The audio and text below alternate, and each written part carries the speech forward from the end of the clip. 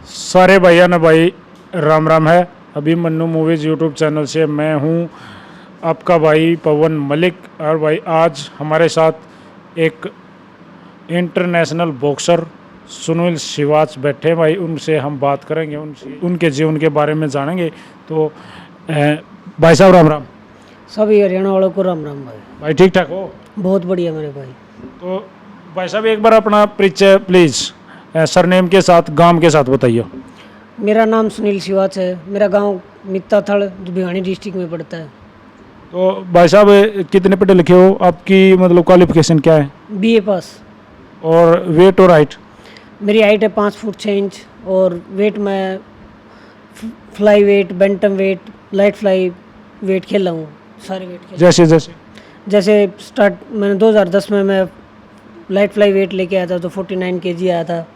उससे पहले मैं 51 खेला करता जो फ्लाई वेट था। फिर 2015 मैंने बैंटम वेट भी खेला जो 57 तक चला गया, 56 था।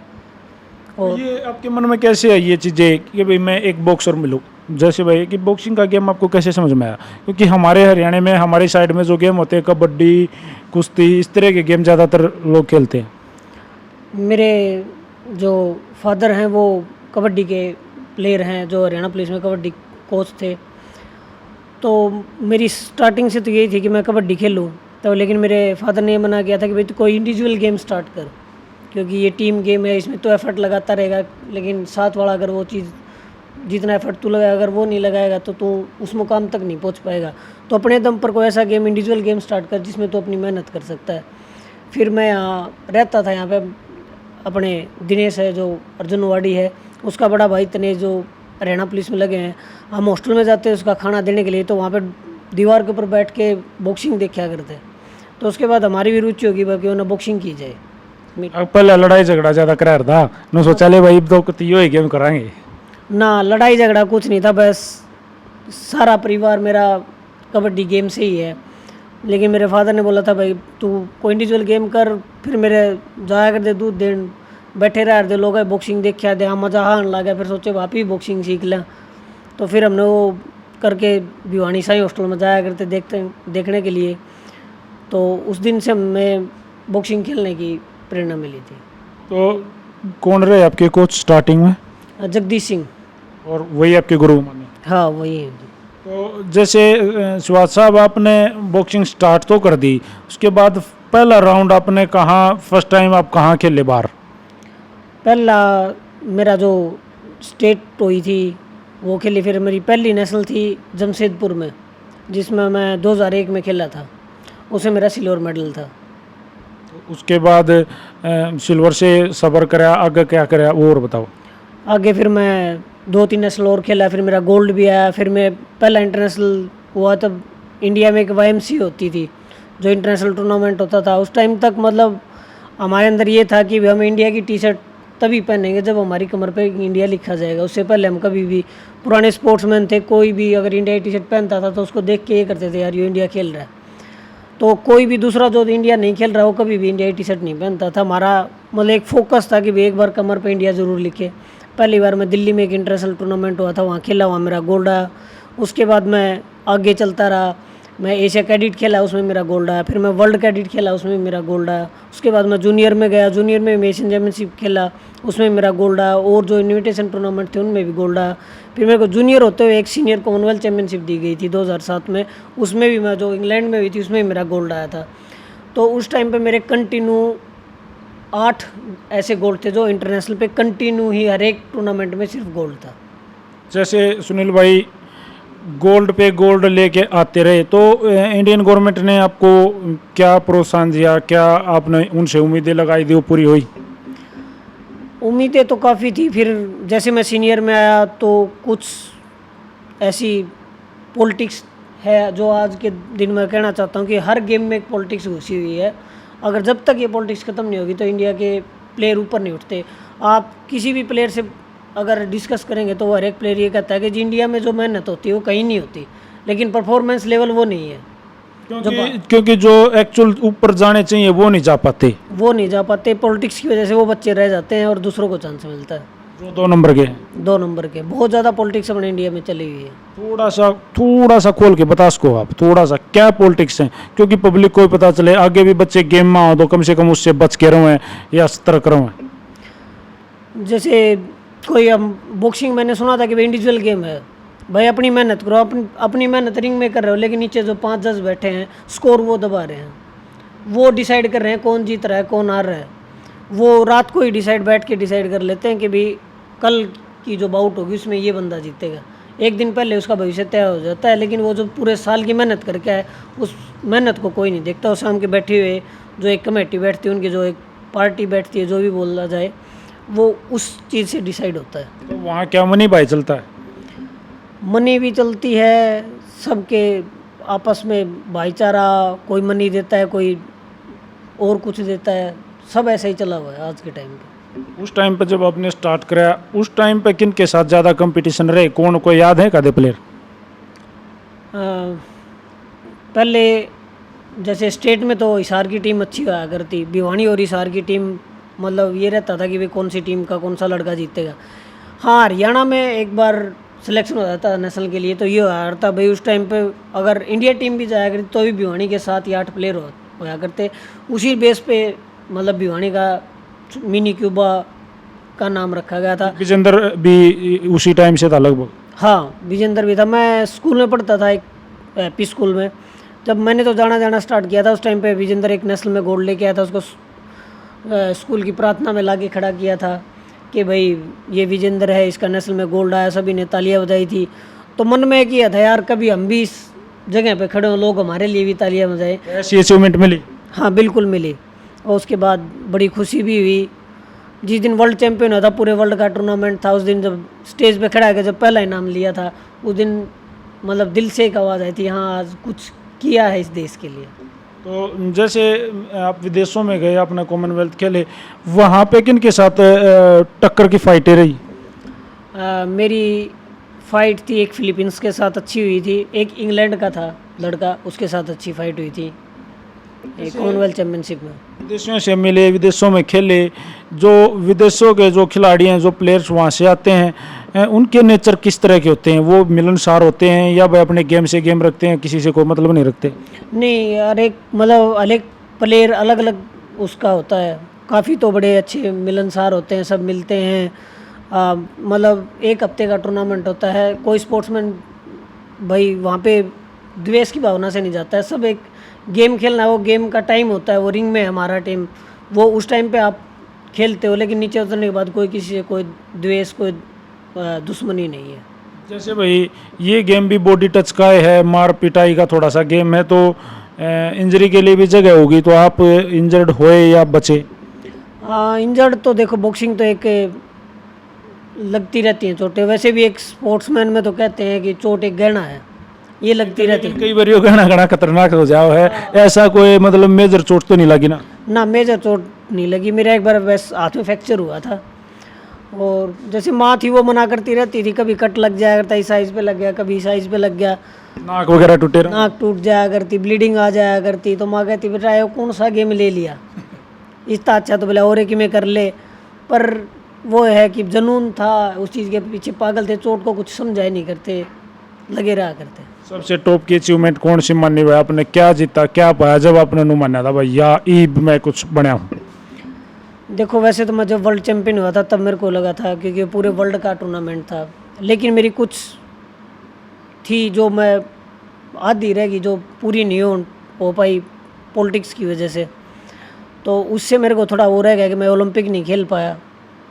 मेरा एक सपना था कि मैं ओलंपिक खेलूं। सबसे बड़ा हर एक स्पोर्ट्समैन का सपना ओलंपिक होता है, सबसे बड़ा गेम वही होता है। आज क्या लगता है आप वहाँ से पिछड़ गए, अब नहीं कर सकते वो पूरा? नहीं, मैं अभी भी ट्राई कर रहा हूँ, मैं अब दोबारा एक बार फिर ट्राई करूँगा, तो मैं लगा हुआ उस चीज़ में। एज फैक्ट है क्या? नहीं, एज फैक्ट कुछ नहीं होता, इंसान मेहनत करो, कोई भी एज फैक्ट नहीं होता। तो आपने अभी अपने आप पर पूरा विश्वास है कि भाई अब भी आप इन द फ्यूचर कुछ ना कुछ कर सकते हो? हाँ, मुझे विश्वास है कि मैं कुछ कर सकता हूँ। अब आप कहाँ खेलते हो? अब मैं यहाँ भिवानी में ट्रेनिंग करता हूँ। अभी जैसे वैसे तो ये लॉकडाउन चला हुआ है, मेरी अभी मैं दिल्ली में इनकम टैक्स में जॉब करता हूँ, तो इसी चक्कर में पहले कैंपों में ट्रेनिंग किया करते, अभी सब कुछ बंद है तो घर पे ही यहीं पे सेंटर पे ट्रेनिंग कर रहे हैं। जैसे आपने जॉब का जिक्र करा, ये जॉब क्या आपको गेम की बदौलत मिली? हाँ, मेरे को गेम की बदौलत मिली है। इससे पहले मैं इंडियन रेलवे में था, उसके बाद मैंने इनकम टैक्स ज्वाइन की, जो कि मैं गेम के बेस पे ही लगा हूँ। तो जैसे भाई आप जिस भी विभाग में होते हो वहाँ की भी टीम में होती होंगी, तो आप अपने विभाग की साइड से भी खेलते होगे? हाँ, मैं रेलवे में था, जब रेलवे में मैं रेल की तरफ से खेला था एक नेशनल। अभी जो इनकम टैक्स में हूँ उसमें टीम नहीं है, वो मतलब स्टेट को रिप्रेजेंटिंग करते हैं हम। वो बोलते हैं कि भाई उनकी टीम नहीं है वहाँ पे, इनकम टैक्स में बॉक्सिंग की पूरी टीम नहीं है, तो इसलिए आप अपनी स्टेट से खेलो। सुनील भाई, आपका भी कोई फेवरेट प्लेयर, मतलब कोई फेवरेट बॉक्सर था जो आपको अच्छा लगता था, जिसके जैसा आप बनना चाहते थे? भाई इंडिया में तो विजेंदर ही एक ऐसा प्लेयर था जो मतलब कोई भी बंदा जिसको देखता, जो क्लियर पंच मारा करता, अच्छी बढ़िया स्किल होती थी। एक हमारे परवीन थे यहाँ के सीनियर, जो जूनियर के सबसे पहले वर्ल्ड मेडलिस्ट हैं अपने इंडिया के, जूनियर वर्ल्ड चैम्पियनशिप के सबसे पहले मेडलिस्ट हैं। उनका भी गेम बहुत प्यारा था। एक सोम बहादुर पुन था जो सर्विसेज का था, उसका भी बहुत अच्छा गेम था। मतलब अगर आप गेम में लेके चलो तो हर किसी इंसान के अंदर छोटी छोटी खूबियाँ मिलती रहती हैं। इंटरनेशनल लेवल पर कौन सा ऐसा प्लेयर आपने मिला जिसका गेम देख के आप काफ़ी प्रभावित हुए, आपको अच्छा लगा? यूक्रेन का था एक प्लेयर लोमांचिको, जो 57 में भी 2 बार का ओलंपिक चैंपियन, एक बार 57 में था, एक बार 60 में, 2 बार का ओलंपिक चैंपियन। उसका गेम मेरे को बहुत बढ़िया। बॉक्सिंग में सबसे आदर्श प्लेयर आपका कौन है, जिसका गेम भी अच्छा रहा है, इंसान भी अच्छा है, जो मतलब आपका भी आदर्श आपको अच्छा लगता है? विजेंदर। विजेंदर अच्छा इंसान है? हाँ, तो उनसे आपकी मुलाकात बोलचाल हुई है? वो मतलब अच्छे दोस्त भी हैं मेरे, अच्छे बड़े भाई हैं, छोटे भाई की तरह समझाते भी हैं। हम साथ में एक इंडिया कैंप में भी थे, या एक सेंटर पे भी ट्रेनिंग करते थे। तो भाई साहब, जैसे आज आप कोई संदेश आपका जो बॉक्सिंग जगत है, आप क्या बोलते हो अपनी लैंग्वेज में, उसको कोई देना चाहते हैं? मैं तो जो भी आज के टाइम पे जो ऊपर बैठे हैं, जो लोगों सिलेक्शन करते हैं, मैं उनसे कहना चाहता हूँ कि आप एक बार मेहनत की तरफ देखिए, किसी पारस किसी का पैसा ना देखिए। ये हर आदमी जो मेहनत करता है उससे पूछे कि पूरा साल कितनी मेहनत करता है, क्या क्या त्याग करता है, क्या क्या चीज़ छोड़ता है, उसके बाद ही इंसान को पता लगेगा कि इसकी मेहनत आप पैसे में नहीं खरीद सकते। मतलब वो करे कराए न जीरो कर दे। हाँ, बहुत बढ़िया बात कही है भाई साहब ने। भाई जो ये चीटिंग वाली बातें हैं भाई, सपारस पैसा और भाई प्यार प्रेम एक दूसरे का, भाई मेरे लड़के ने खिला दे, इस तरह की ये जो बातें हैं, जब तक हमारे देश से ये चीज़ें कम नहीं होंगी तो ऐसे ही हमारे देश में मेडलों का टोटा बना रहा। दूसरे देशों में सिर्फ यही चीज़ें हैं कि भाई वहाँ जो लायक होता है उसी को खिलाया जाता है। हमारे यहाँ पे ऐसा हर बार हर गेम में मेरे को देखने को मिलता है। तो ये जान के थोड़ा दुख तो होता है, और बहुत ज़्यादा दुख होता है थोड़ा क्या कि भाई हमारे देश में हमारे साथियों के साथ ऐसा भी होता है। बिल्कुल होता है भाई साहब दुख इस चीज़ को देख के। मेरे साथ मैं खुद डिजर्व करता था 2008 के ओलंपिक 3rd क्वालिफाई में, जो कि अकोला में 2008 में टूर्नामेंट हुआ था।